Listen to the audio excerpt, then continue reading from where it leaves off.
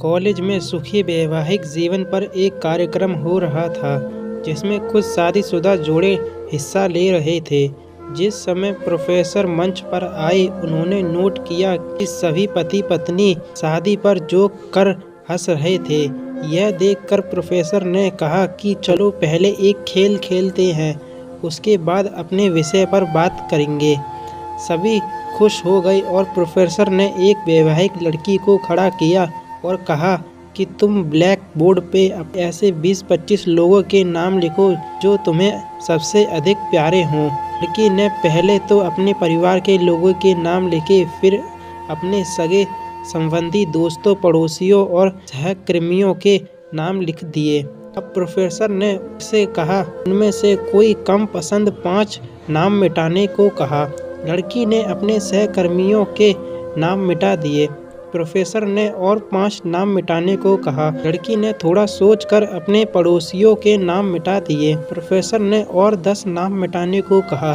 लड़की ने अपने सगे संबंधियों और दोस्तों के नाम मिटा दिए। अब बोर्ड पर सिर्फ 4 नाम बचे थे, जो उसके मम्मी पापा, पति और बच्चे का नाम था। अब प्रोफेसर ने कहा इनमें से 2 नाम मिटा दो। लड़की सोच में पड़ गई। बहुत सोचने के बाद बहुत दुखी होते हुए उसने अपने मम्मी पापा का नाम मिटा दिया। सभी लोग शांत थे क्योंकि वो जानते थे कि यह गेम सिर्फ वो लड़की ही नहीं खेल रही थी, उनके दिमाग में भी यह सब चल रहा था। अब सिर्फ 2 ही नाम बचे थे, पति और बेटे का। प्रोफेसर ने कहा और एक नाम मिटा दो।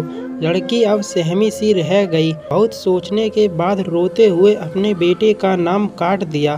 प्रोफेसर ने उसे लड़की से कहा तुम अपनी जगह जाकर बैठ जाओ, और सभी की तरफ गौर से देखा और पूछा क्या कोई बता सकता है कि ऐसा क्यों हुआ कि सिर्फ पति का ही नाम बोर्ड पर रह गया।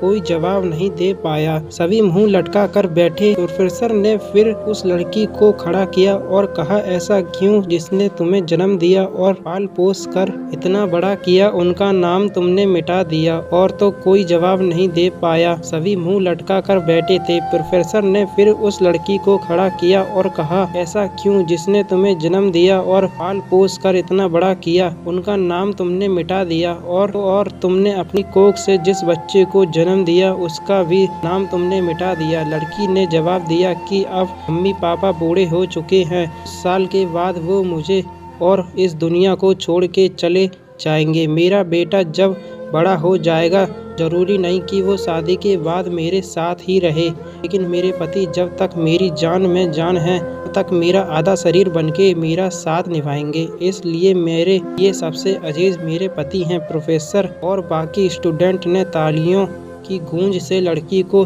सलामी दी। प्रोफेसर ने कहा तुमने बिल्कुल सही कहा, तुम और सभी के बिना रह सकती हो, पर अपने आधे अंग अर्थात अपने पति के बिना नहीं रह सकती। मजाक मस्ती तक तो ठीक है, पर हर इंसान का अपना जीवन साथी ही उसको सबसे ज्यादा अजीज होता है।